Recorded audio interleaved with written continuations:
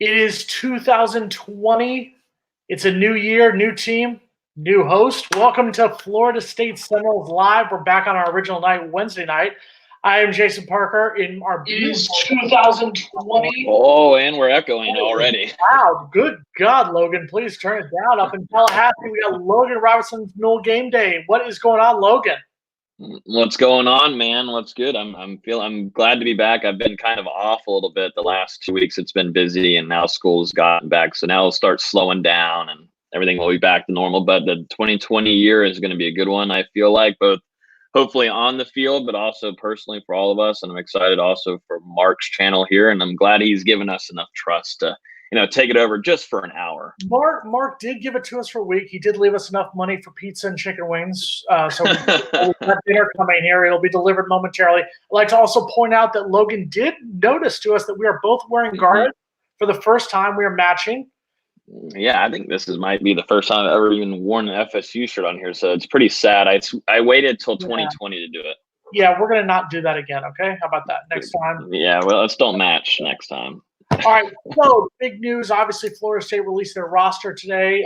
Wayne McGee from Tallahassee Democrat tweeted out recently. What do you got, Logan, on the roster for 2020?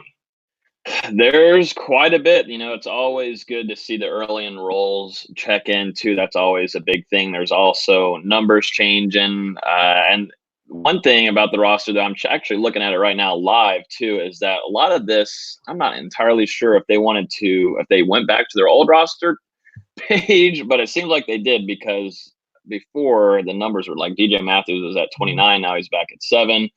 But what I remember earlier, it looks like they're maybe still updating something, but what I saw earlier, Hamza Nasruddin was on the roster, which is a huge, probably the biggest thing for Florida State heading into the spring, and definitely for next season if he does intend to stay at Florida State. There was some rumors too that his leg injury was actually not that severe, which would be incredible for him. And also Florida State's defense, I think you're bringing the best. It's like 1 and 2 punch with Marvin Wilson and Hamza Nasruddin on defense next year. You keep a majority of your, I guess you can say, your very skilled players. You're getting rid of, you're losing Lamonte Taylor, Dontavius Jackson, Stanford Samuels. And so let's just say you're not losing a whole lot. And you're bringing back studs, which I think could be an incredible corp at defense, but highlighted by far with Hamza Nasruddin. He was listed on the roster. And then also I'm trying to think, and I had it all noted up here on their site, but there were also additions of Tate Rodemaker, and he was wearing number 16. He's on there, and the rest of the early enrollees were listed. And I wish I could have an updated site here, but it's also keeping Alex Hornibrook on here, and a lot of Noles that are obviously graduating, like also Cam Akers is leaving early for the draft. So earlier it was updated, but it looks like they might have went back to the old one. They might be fixing up a few things. But yeah, the big one for me though, highlighting everything, Hamza Nasruddin, and I'll look for some notes here too. I saw a few tweets that someone covered the roster, and I'll see if I can bring those up here. But what do you think like about Hamza? Because I think that's huge for Florida State next year. If he does indeed come back, which so far it looks like he is going to come back, I think that is a huge. I think it just continues the Mike Norvell having a heck of a signing day with players coming back. First, Tamarian Terry, Marvin Wilson. Nasruddin was somebody who, towards the end of last season, you could argue was that best player for Florida State on defense, and him getting injured in the Florida game. I truly believe if he plays in that Sun Bowl, Florida State comes out with a 7-6 record. But that was 2019. We're not going to talk about 2019. We're going to focus on 2020. And one of the things that ringed in the new year was the fact that the coaching staff is complete. Florida State did finish out their hiring process for the first coaching staff for new head coach Mike Norvell, and it went with a running back coach, David Johnson, coming in from Tennessee. And I know there were some Vols fans who were talking a lot of smack about, we're going to match his pay, he's going to stay in Tennessee. And, well, he's coming to the 850. Logan, what do you think about David Johnson, him coming in to Tallahassee for next season? One thing that I think is pretty important, obviously Norvell grabs another guy from the SEC, but one of the biggest things too is that it was told, and I think 247 Sports reported this today, that he was going to be focused on recruiting down south, which is obviously a big deal for Florida State, it's been a pipeline for years now, and that area down there is what Jimbo Fisher used to just fish out every year. And there's so much talent there. You're looking at state champions, looking at studs, and there's been plenty that have came through Florida State. And you're looking around the area that Derwin James came through. So obviously that area down there is what David Johnson is going to be focused on recruiting. And that's I know Jason has a lot to talk about this too. But David Johnson was the wide receivers coach when he was at Tennessee, also the running backs coach, and then he comes and he's going to be the running backs for Florida State. And he's going to come into an interesting situation where obviously you got Joshua Coburn coming from Texas A&M as a transfer. He still has to get his waiver. But then you have Kalen LeBourne, and I am still expecting him to stay at Florida State and not transfer. He's probably going to be expected to be the RB1 next year. But after that, you've got to start looking for some ways to bring depth. Is there still going to be Anthony Grant on campus? We got to make sure. I know he does want to be at Florida State, but I think this is really he's got to make a statement, not on the field but off the field personally, to deal with a few things if he wants to stay at Florida State. But I mean, Anthony Grant is highly talented, but after that, Florida State still needs to look around and grab a running back that fill that depth. And I think David Johnson is going to try to. That's going to be his, of course, number one focus right now. I'm sure right when he got to Tallahassee, he's getting in contact with a few. And now if he's going to be focused, that's going to be his target place down south. And he's got to get work early because down there's a lot of recruiting happening. Now, there's a lot of people who thought when you bring in Mike Norvell coming from a Group of 5 school, there were several assistants that came in from Group of 5 schools. How big is it, though, to get somebody to leave another Power 5 school? It's Tennessee, who had a solid end of the year. They won their bowl game. How big is it to get him to leave a Power 5 school to come to Florida State for the rebuilding process? Mm-hmm. Yeah, it's huge because not only, SEC. It seems like Mike Norvell has got a situation at hand where if he's worked with them before, even if they're at these top tier conference schools, he's still able to bring them. And we saw a trend of this early on with Mike Norvell bringing the assistants back. We started pretty much with Kenny and also Adam Fuller, your defensive coordinator, and the offensive coordinator, Dillingham, and them absolutely saying yes. It seemed like it was right off the bat. We were getting news that it was like just right off the bat. They said they would want to come to Tallahassee. Dillingham came because he wants to be there, and I think he also wants to learn from Mike Norvell. I do think he has potential just because how young he is, that he can have a future at a head coaching job in college. But because obviously he's not going to be calling the plays, but it just shows about how many times these these coaches that have worked with Mike Norvell take it so strongly to work with him and go to a school that is actually struggling right now. A lot of these programs that these coaches have left, they're in good condition right now. Florida State is in a whole different level compared to these other universities, to be straight up. There's a lot of struggle administration-wise. And then there's, of course, on the field, discipline, bringing in the right recruits. It was just bombshelled the last 3 years, even when Jimbo Fisher, of course, was in his last season. We've noted on this multiple times. So it just shows, how much the relationship Mike Norvell has had with these past coaches in order to come in from. You're bringing a guy from Tennessee. Tennessee is a gigantic school, gigantic program. Money. It's huge to do that and bringing a guy like that. And obviously, I think, too, Florida State has done a very smart job. You might have to start giving a hat tip to them in the way that they've budgeted and made sure to put the money towards their assistants. And we'll see. But I think this is all because it starts with Mike Norvell and saying, hey, I don't need all the money, but I do need my money for my assistants. Yeah, after a 5-week bogus way that we waited for a coach that we could have gotten in 24 hours, I'm not giving John Thrasher or David Corbin any credit until Mike brings it. I need at least 3 national titles before I get credit. Only 3? Only 3. I'm sorry, I'm a little greedy. I grew up in the 90s. I remember the time right there.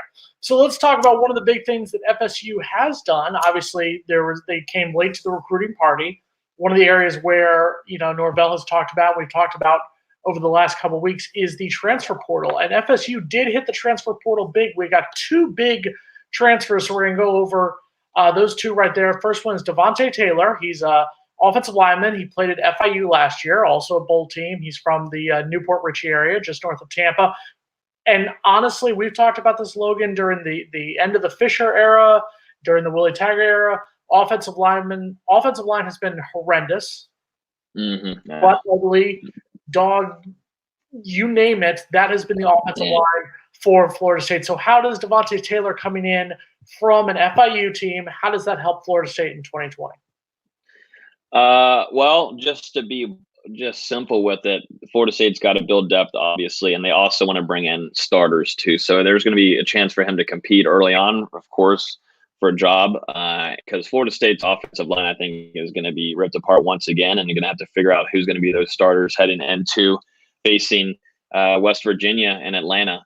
But bringing in a guy like that, I think, also brings in momentum too, and I think it brings in momentum for the new Florida State offensive line coach Atkins. He's been going around everywhere, following people on Twitter, and also getting in contact with a lot of guys, even if they're he's still in strong contact. From what we've seen with guys that have been committed to SEC schools, and I don't think this train ride is over yet for bringing offensive linemen over from either transfers or grad transfers. I think a majority of Florida State's starting offensive line is not going to be players that were on Florida State's roster last year, which is going to be crazy, but that's exactly what needs to happen, because I mean, Florida State has been horrendous for multiple years, and bringing in guys that have experience is key. And I think Coach Atkins is also going to get in contact with, or going to be able to build relationships early on and bring some of these guys over that Florida State needs to contact. I mean, there's guys at Georgia that he's looking at, Vanderbilt, Stanford. So like I said, I don't think this is over. I think just bringing Devontae over is just the beginning for Florida State's offensive line chances. Logan, calm the FSU fans down from my generation, those in their 30s, 40s who grew up during the dynasty era, who may be a little bit frazzled at the fact that we are happy that Florida State is getting a recruit from FIU, a school that didn't even play football until 2002. Calm down the older fan base here to help us out. Breathe us through this. I'm giving you the voice of reason here. Get your name. Well, I know you have a certain point, because you always like going after. I know you like going after the rival fan base with Miami, and we obviously saw what Devontae did. That's the next. Oh, we're getting into that. We're just kind of warming up to it. That's a tease. Okay, I like that. just a tease for it. No, but I mean, it's a big deal, because Florida State. Florida State's offensive line has been ranked lower than FIU. It's been ranked lower than if FAMU were to be in this ranking. I mean, it's been god awful. Florida State has had just the worst offensive line in the last couple of years. If you watch national television, the only reason they'll talk about Florida State, and maybe if there's a chance, they'll always mention they've got to work on their offensive line. If they can figure out the offensive line, then quarterback play can be better. I mean, it just makes the whole team better, because Florida State can actually stay on the field for more than 3 downs. But bringing a guy from FIU that has experience and talent, obviously worked Miami, that's what we'll get into. It's a big thing. And I know we're grabbing guys from smaller schools. You might even say Vanderbilt if Florida State lands one. What are you going to say when they bring in a Stanford transfer? I mean, we'll get to linebacker too from Purdue, but Florida State has got to bring in guys that have experience. And I mean, these offensive lines that these guys are coming from before, I can guarantee you, I'll put money on it that they're ranked higher than what Florida State's was the last couple of seasons. Oh, and absolutely. We talked about this before. You know, we've mentioned this in the weeks after Willie Taggart got fired and whatnot. It's time for FSU to focus on 2020, and it's getting the best players. And the best players from FIU, if the best players from FAMU, if the best players from Alabama, you've got to get the best player. Now, our friend Logan alluded to it. It's now time. It's now time for the Jason Parker "Let's Bash the Miami Hurricanes" portion of the program here. So, Miami Hurricane fans, get your comments ready. But it's not so much bashing the University of Miami; it's bashing your fans, and one fan in particular named Grandpa Luke, Uncle Luke. I call him Grandpa Luke because he's getting a little older now. But Luther Campbell, obviously a big Miami person down here, he said that the high school coaches, obviously he's one of the coaches, I believe it's Edison High School down here, and he said that after Florida State got rid of Telly Lockett as running backs coach, who was a star high school coach down here at Miami Central, that Florida State was closed off from getting recruits from Miami. That worked out well, except for the fact that Cornell Jones is a linebacker who transferred from Purdue. He was in the portal, and he's decided that he will walk on because Florida State doesn't have a scholarship right now to give to him, but eventually he will get a scholarship. Linebacker is another position that we talked about all during the preseason, during the season. How big is it to not just get a linebacker, a much-needed linebacker for that position, but somebody who's willing to, for lack of a better term, pay his own way? Yeah. He's a linebacker, too, that's got some athleticism, too. And this is going to be crazy to me because I've always thought Florida State has got to have size at linebacker. I mean, I know how the game is changing. It's a lot faster paced. You got to be able to go left and right all the way around the field, sideline to sideline. But this is a big boy. I mean, your Florida State's biggest linebacker was Dontavius Jackson. I mean, there was true freshmen that came in that probably had the same size as him. But as a veteran guy, Dontavius Jackson was the biggest guy that State has had the last couple of seasons at linebacker, and it's not even the size. I mean, some DBs at Alabama are the size of Dontavius Jackson and can move fast. So Florida State brings in this linebacker from Purdue who has a lot of potential to get playing time really early on, and he comes in as a walk-on too, preferred walk-on, and he's going to come in. And that gives obviously Norvell and the defensive side to have another scholarship open, which they do need. Still need to kind of pursue defensive end and other places. And Florida State's also got to fill some D line coming soon. But yeah, the fact that you're actually getting an experienced guy and still young but experienced, and also he comes in as a walk-on is huge for Florida State. I don't know what Norvell and staff are telling them. I don't know if the bags are coming out like Georgia does weekly to land their 5-star offensive lineman, but something's happening, and I need to figure it out because I need some money too. We would never do that. We are a God-fearing school. We abide by all NCAA rules. We would never do that in Tallahassee. The bag man does not apply. What are we going to call the show, by the way? Jay Jobs is asking, if Mark is the voice of college football, then what do we call these two? If Logan was Jewish, I would say Two Live Jews, but I mean, he's not. So, Logan, I mean, what do you got? What are you thinking? I'm going to say Garnet guy? The college kid and Say it. The working, I mean, the man. There you go. the college idiot and the well-experienced man. You're not an idiot. I mean, you've got one more semester left. Congratulations, right? They are. I'm seeing a lot of people are wondering if I do have an LU light. Yes, I do. The wall is still growing. We got a little bit more to go, but we're getting there. But we got a little. I don't like drinking these though. These are too nice for me. SEC Dog says JP FSU's biggest troll and Bud Light Logan. Real talk. I'm an FSU troll. I hope that's trolling for FSU because Bud Light Logan can't afford Bud Light yet. You have to graduate first, then you move. Yes. I know. Most my dad even makes fun of me too, but he also said, he was talking to me the other day while we were watching the bowl game that Florida State played in, that he used to drink some, not this beer, but some crappy beer back in his day, and he's understandable. And if I go past college, even for a couple of years after I graduate, and I'm still drinking it, then I need to have a sit down talk. I remember a couple months after I graduated buying the keg for a party up there, and I ended up buying Bud Light. And everyone thought that I bought Dom Perignon because it was Bud Light. It was delicious. Yes, delicious. Like, we're moving on up here in the class here. It's like chocolate milk. Apparently, chocolate milk. Really, Logan? That's chocolate milk. That's all I got. Going back to Cornell Jones for a second, though, but we talked about it, and I'm mocking Miami fans because of your boosters who bought players 30 years ago when you guys were a relevant team. But I guess my biggest question to you is, how big is it for these players to come in still from South Florida? And let's be honest, and let's talk about it. FSU has 2 straight losing seasons, first time since the 70s. They've had back-to-back losing seasons. And players are still coming. Players are still willing to come. What does that say about what people believe in both Mike Norvell and the future direction of the FSU program? Number one, logo. That changes the game a lot. I think that obviously when people hear Florida State, it still rings up whenever you even, and if you're in a household with recruits, with their moms and dads and around their family. And also, the name just goes everywhere. I mean, even if you're a grad transfer, or you're a transfer, Florida State is Florida State.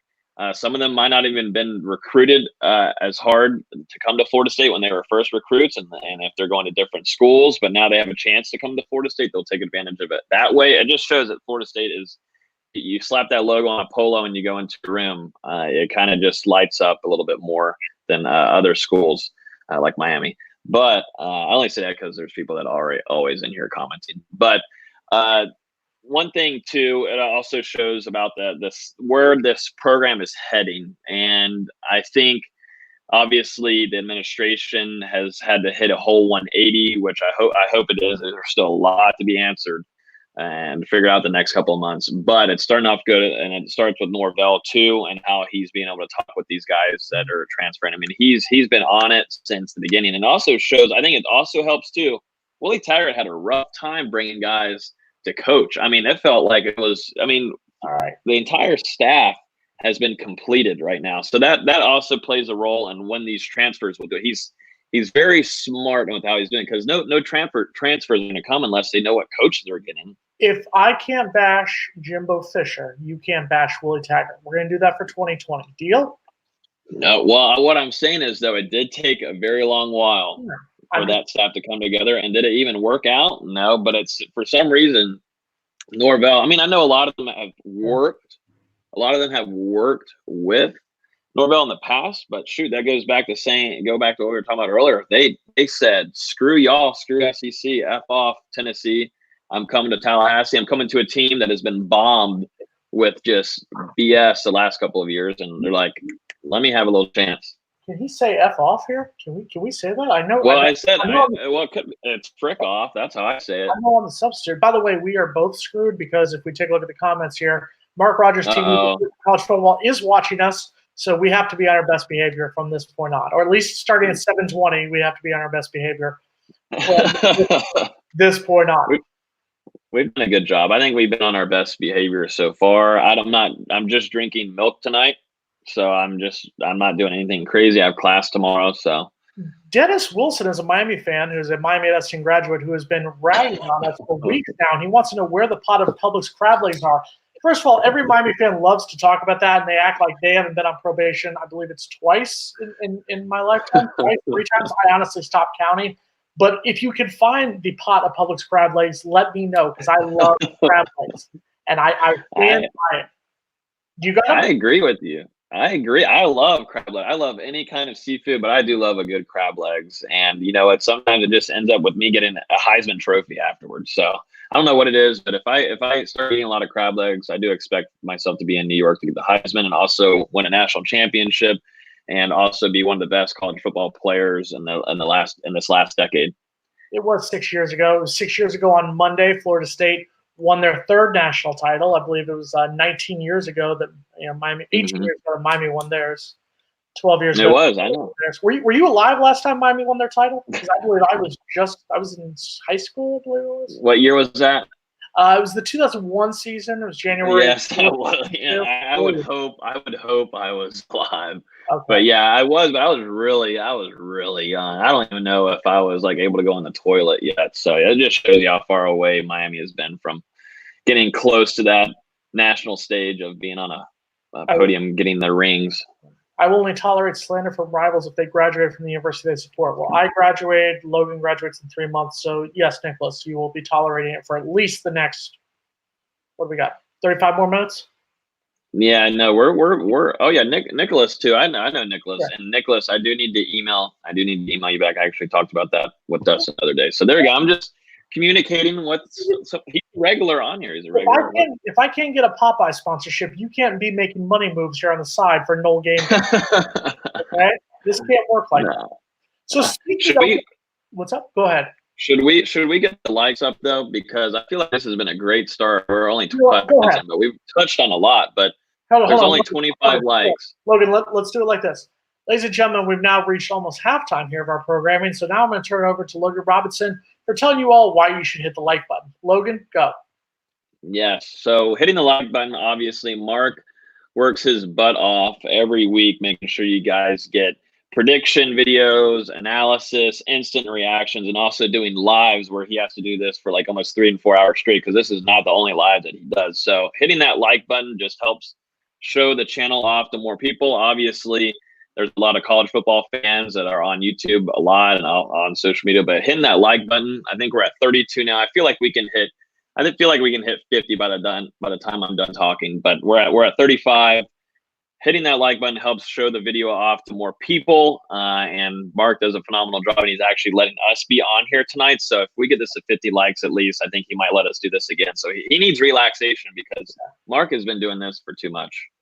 Thank you, Jay Jobs. We just can't get him kicked off YouTube. That's our only thing. We just have to keep it somewhat clean, I guess. I don't know. Yeah. Perfect. Mark Rogers, what a sales job by Logan. Even in his time off, he is still watching you. I'm waiting. Yeah, he is. I'm waiting, Mark. He needs to put the phone down. We need to get him off so then we can get back to what we were talking about earlier. Yeah, I'm saying what a sales job by Logan. I'm waiting. Great job hosting. But I have not graduated yet, but I'm getting close, and I do thank everybody for that. I do need all the help I can get. I was seeing that. Wait. In the national championship, where were you watching it? I was at my old house with my now ex-wife, who's a Miami grad, who decided to go to sleep literally the play before. And we're gonna take a moment here. Hold on a second, real quick. I just want to get this up. Okay, put an amazing hosting job by Jason. Thank you, Mark. Appreciate it. Yeah. So the true story is that what happened was my now ex-wife, she went to bed literally in the commercial break before Kermit Whitfield returned the kickoff for the touchdown. I'm literally screaming, run, B, to Kermit, and I'm losing my mind. Our neighbor at the time is a Miami-Dade police officer, comes banging on the door because he thinks I'm beating my wife at the time. He looks, he sees the TV, has the FSU game, and goes, never mind, and just walks out.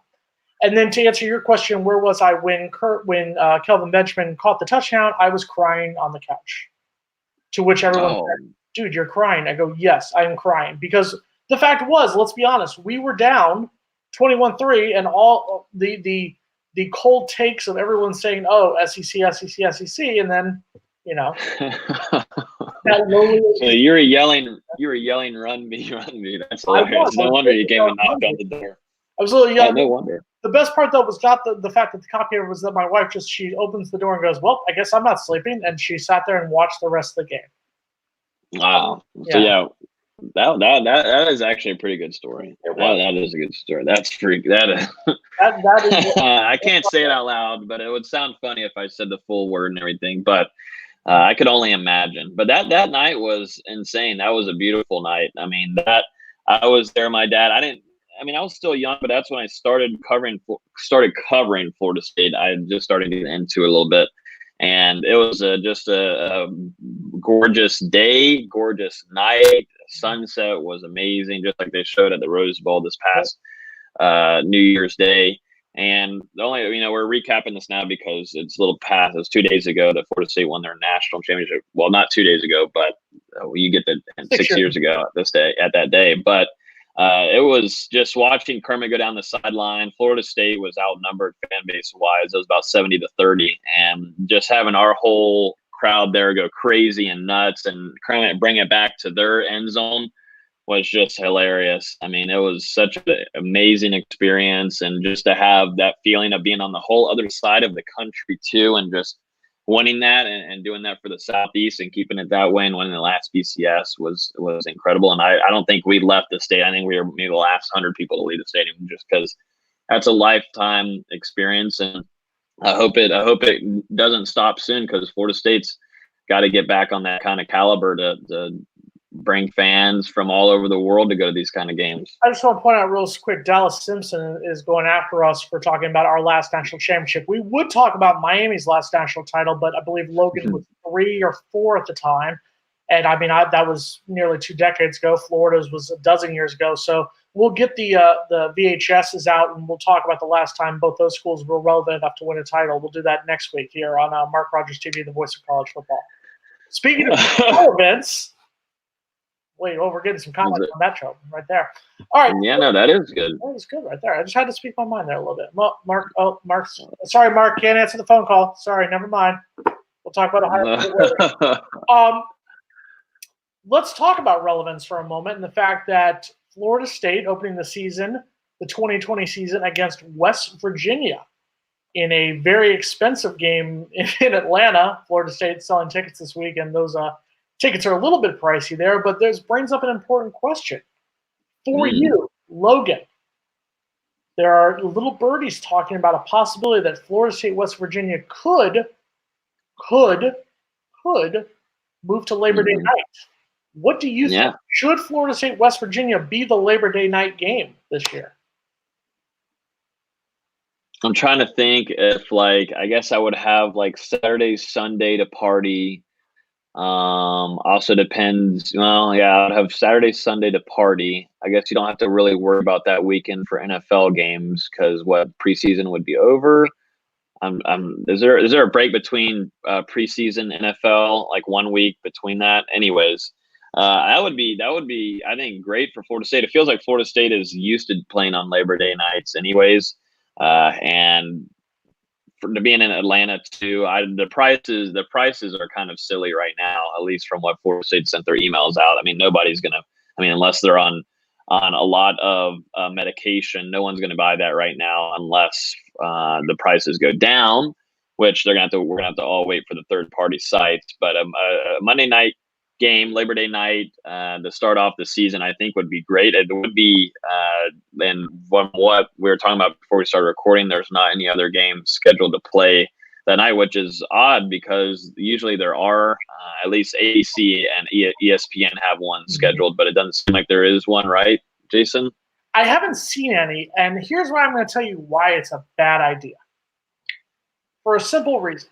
The last time we brought in a new coach for his first game, when FSU was the home team, and FSU was playing on Labor Day night. Technically, we are the home team here in this game against West Virginia, and it was on Labor Day night.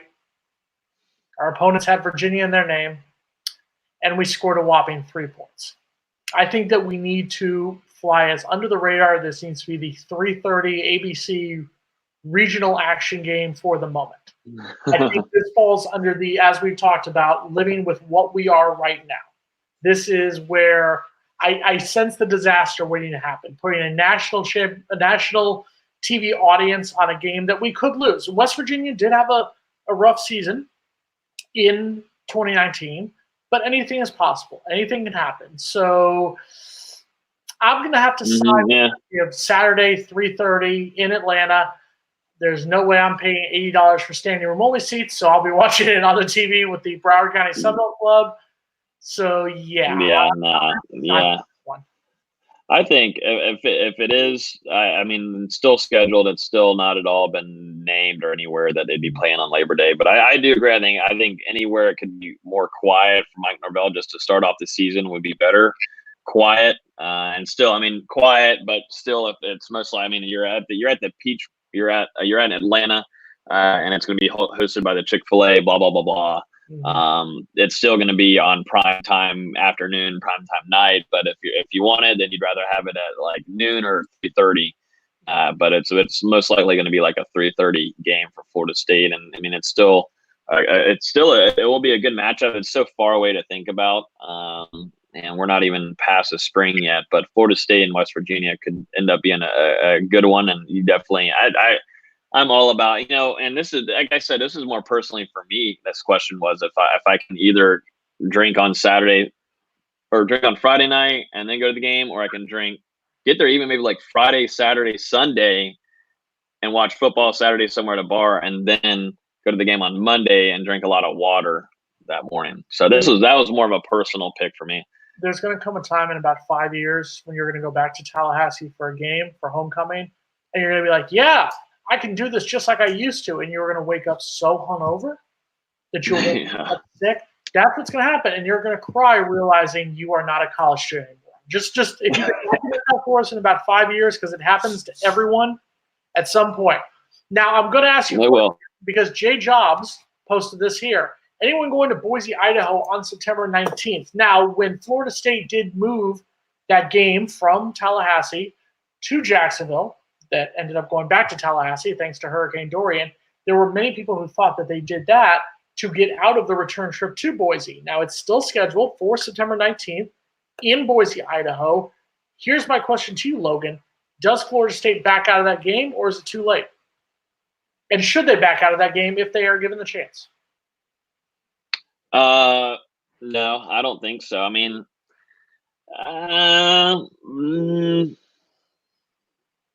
no, I think they go. I think Mike Norvell and the staff. I mean, I haven't even been able to cover a game solely for him in Tallahassee yet, but I feel like that's something he wanted to do. I think that they would continue to schedule it there. I think a lot of FSU fans would like to go too. I think this would be a revenge game for them also. And I don't see them. I wouldn't see them wanting to back down from going up there. I mean, who doesn't want to play on a blue turf anyways? I mean, that's a once in a lifetime experience. I would love to play on a blue turf. I just think it would be life changing. I think it'd be just dreams come true. And yeah, I think that's my pick. And I think you had a little too much to drink before you came on here tonight. If you believe dreams, I wish I had. Dreams would come true. I would one of the people who said that Florida State should back out because I thought that Boise State was a disaster waiting to happen. I thought it would have been a disaster in Jacksonville.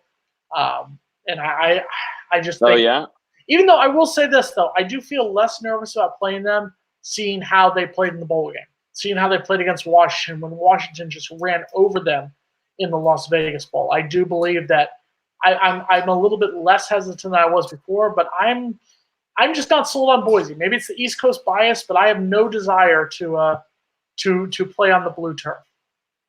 Yeah, I mean, it's all just for fun. It's just for fun and everything like that. I mean, like I said earlier, it would be absolutely life changing to me. I might be a little sarcastic here, but I don't think they should back out. I mean,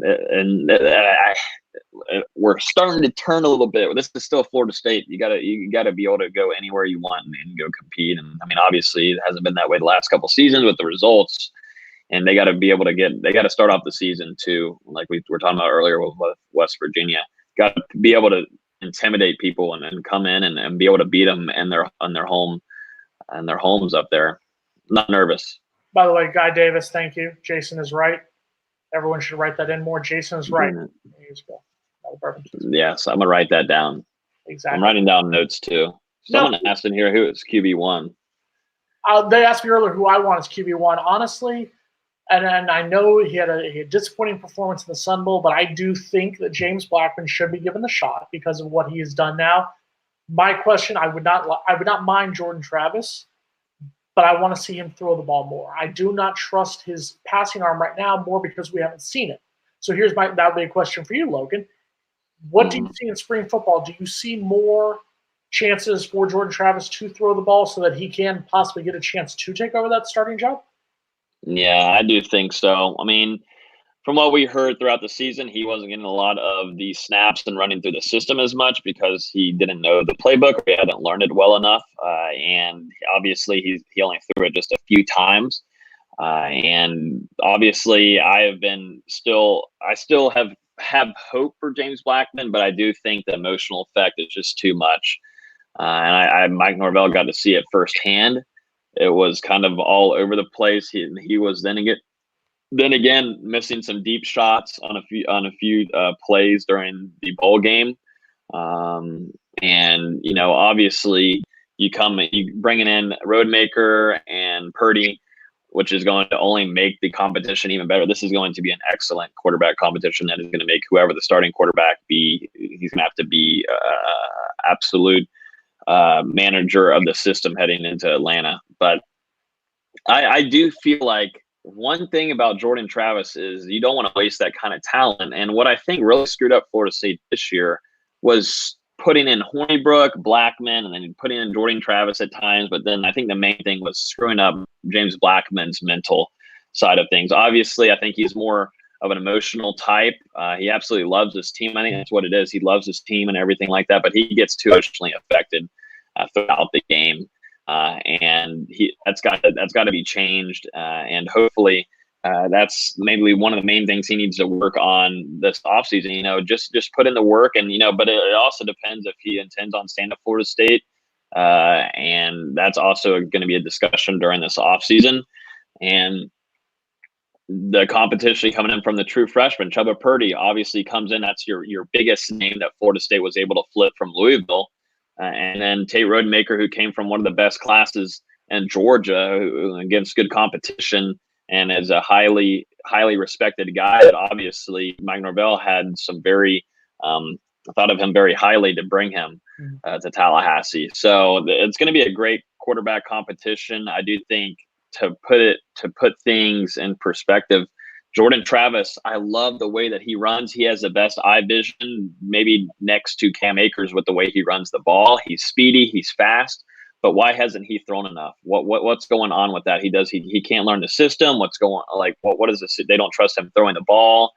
Does he not know the playbook like we had been hinting that we've been getting rumors of throughout the season? What's the problem with that? Because if Jordan Travis could throw the ball, he would absolutely have been the starter for the rest of the season. It just seems like that there's something just hindering him. Either it's the playbook or throwing.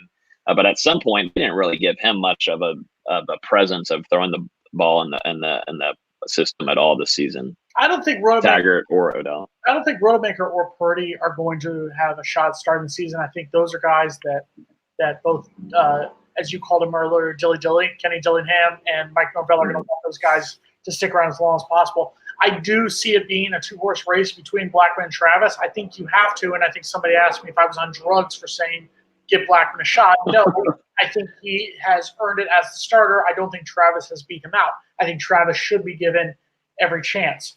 Also, by the way, since we're a basketball school now, Florida State's up 9-3 on Wake Forest with 16:03 to go in the first half. We'll give you updates over the next 18 minutes here since we're a basketball team with the top 10 team, and our football team is 6-7.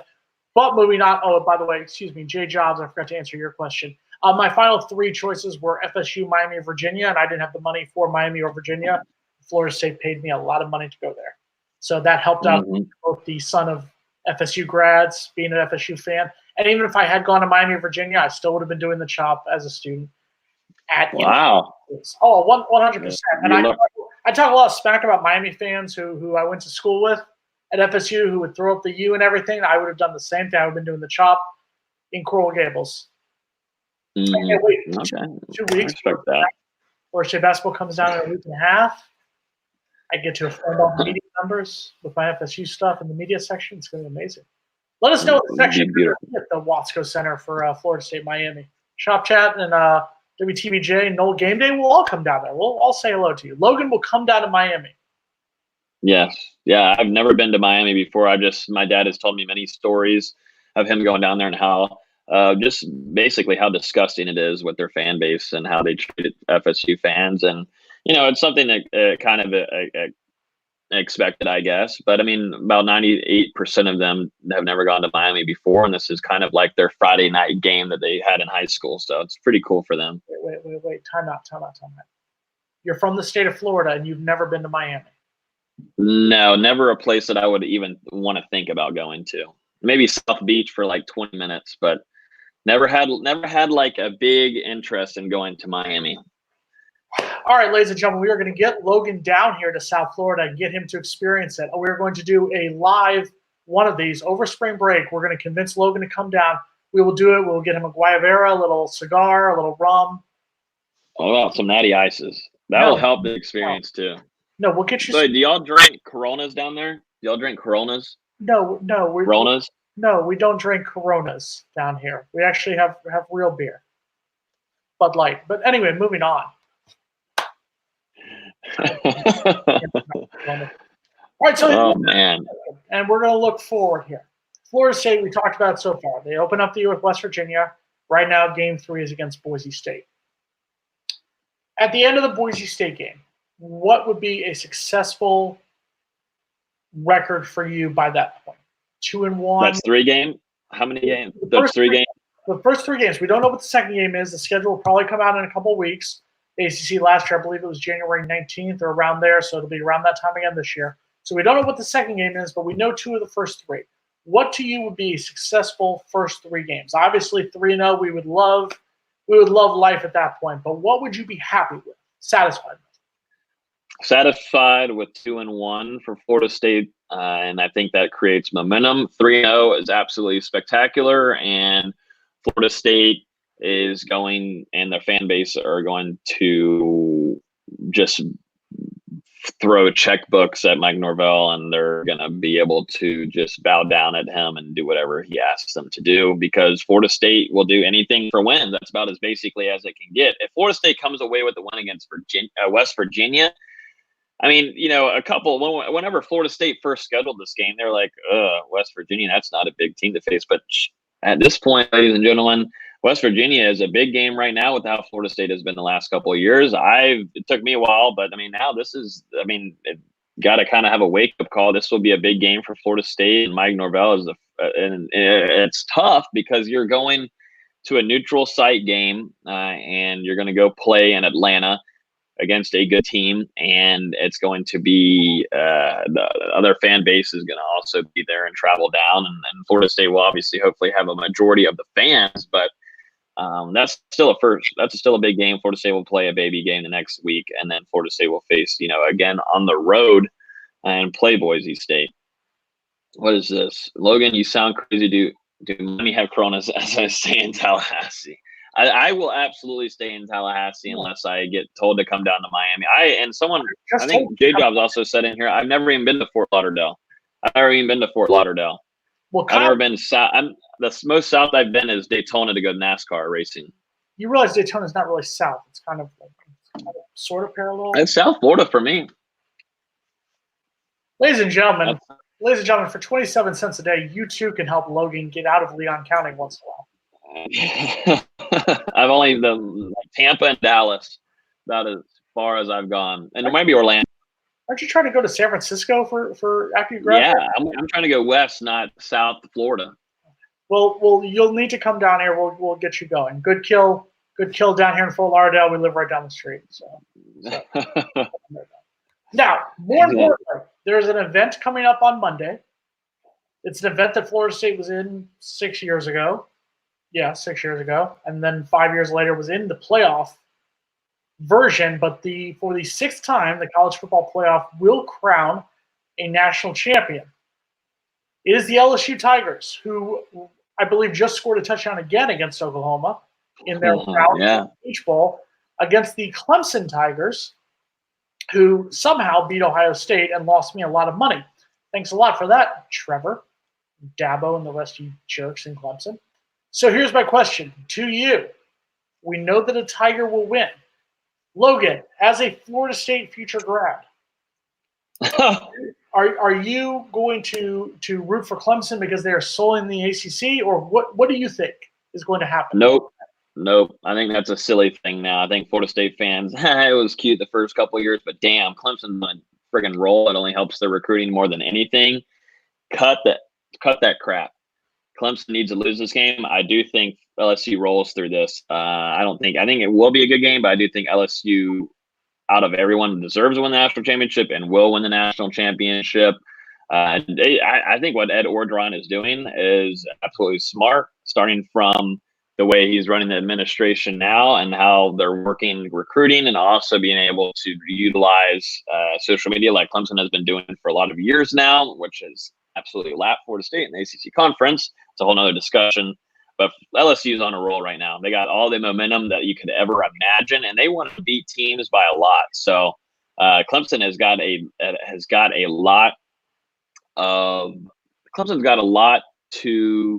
lot of competition headed their way. I do think Ohio State was the better team than Clemson heading into it. Mm-hmm. I do think having Dobbins be hurt for a majority of that game really hurt them, because Dobbins is an absolutely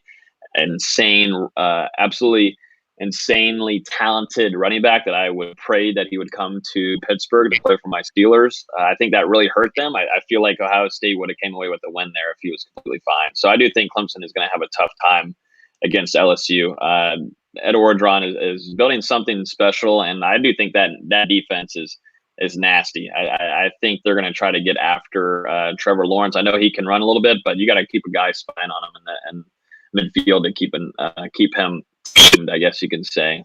Do you think LSU gets hurt at all by the fact that the national title game is a good football throw away from? I mean, it's in New Orleans. That's where the players from. Does that hurt at all that they are not going to be able to get away from their fans, their families, and just focus on the game? Possibly. There's a chance at that, but I think what they're going to do is if they're smart, they'll have their practices a good whiles away, or I don't know what the playoff what they'll give them their good practice, but they'll want to be a little bit far away, out of town a little bit to practice. And I mean, I think for LSU, I think all the support too right now only goes in their favor. I think this team rides off of momentum. And Ed Orgeron is as the leader in all of that. He likes the momentum. He talks about it publicly, and he brings it up in press conferences that we're coming and that they want to beat Texas A&M, like they said, by a lot. And they sure did this season. I think they just ride off the momentum. So I think even if they were to have family members and all kinds of distractions of them having the national championship right in their neighborhood be there, I still think they're going to be focused enough. But it is an interesting thing to bring up. I just want to point this out for all the Ohio State fans who were OHIOing earlier, who've been very quiet. Ohio State did lose that game by choosing field goals over touchdowns. Let's be honest. Ohio State had their shots to win that one. It should be Ohio State LSU. I'm sorry. With all due respect to Clemson, get the Clemson fans upset on this one. So yeah. LSU was not hurt during home games. Yeah, there's a difference though between playing Texas A&M and playing Clemson in the national title game. I'm not saying that it's going to affect them, but I think there is something to be said. I think there's something to be said about the fact that Florida State in the '93 season, when they played Nebraska for the national title, Florida State should have smoked Nebraska. I think there's something to be said about the fact that they were playing in Miami, a place that Logan's never been to. Exactly. I've got now a little bit of an update here, the roster-wise for FSU. Hamza Nasruddin is listed on here like we talked about earlier.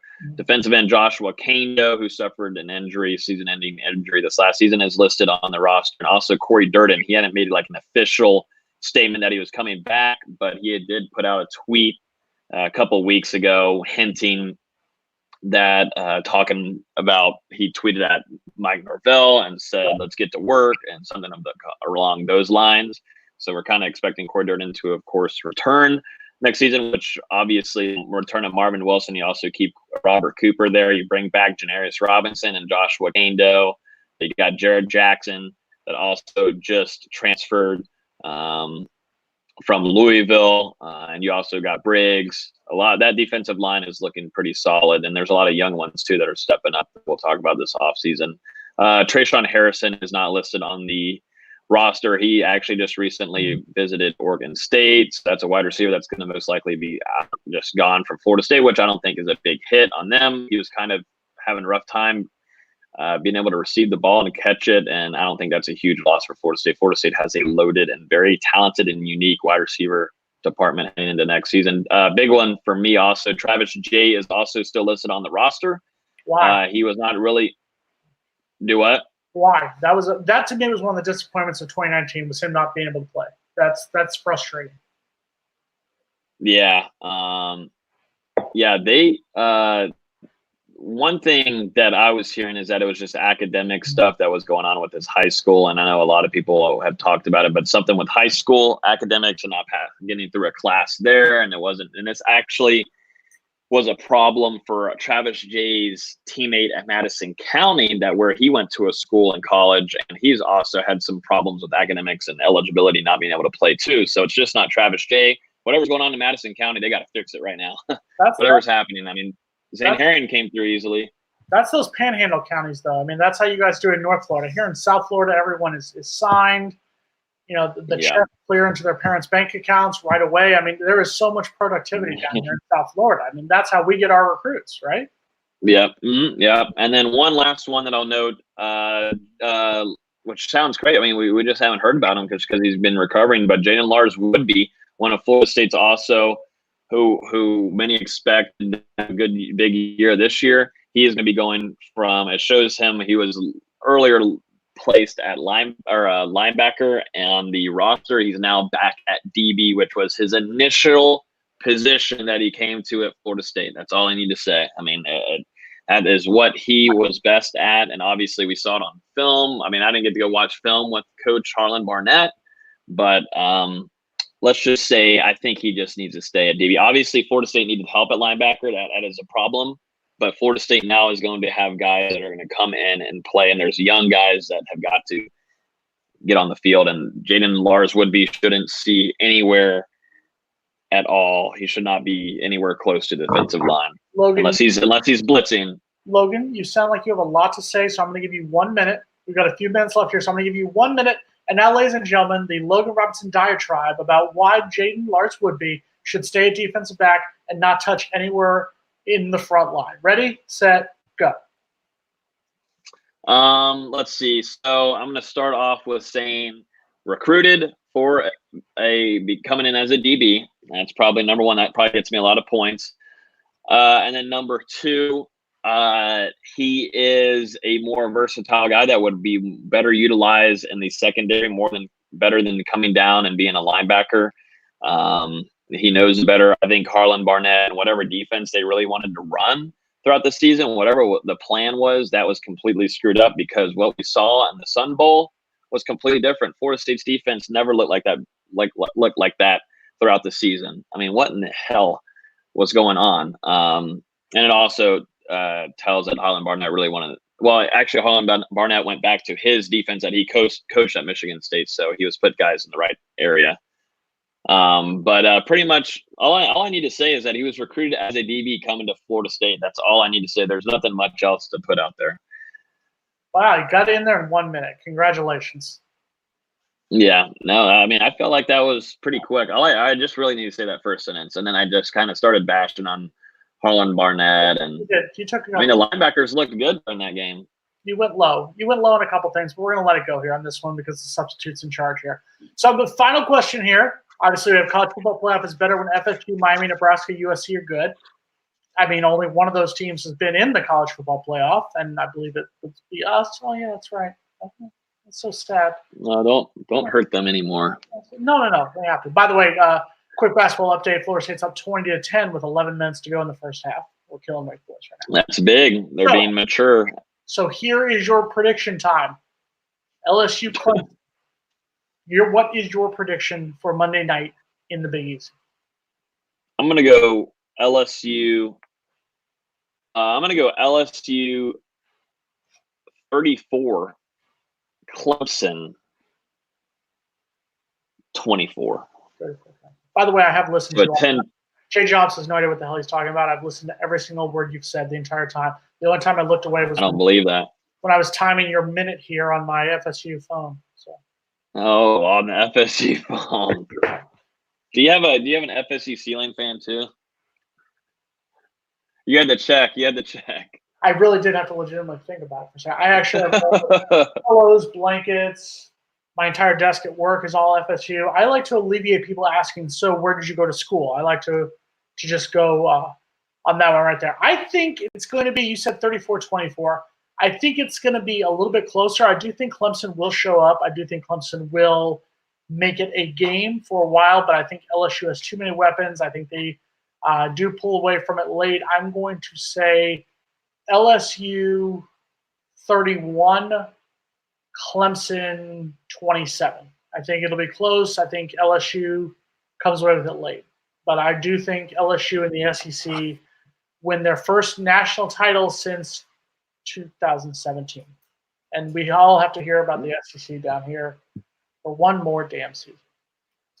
You can read them, that's it. You can read them on NoleGameDay.com. What do you got for us on Nole Game Day?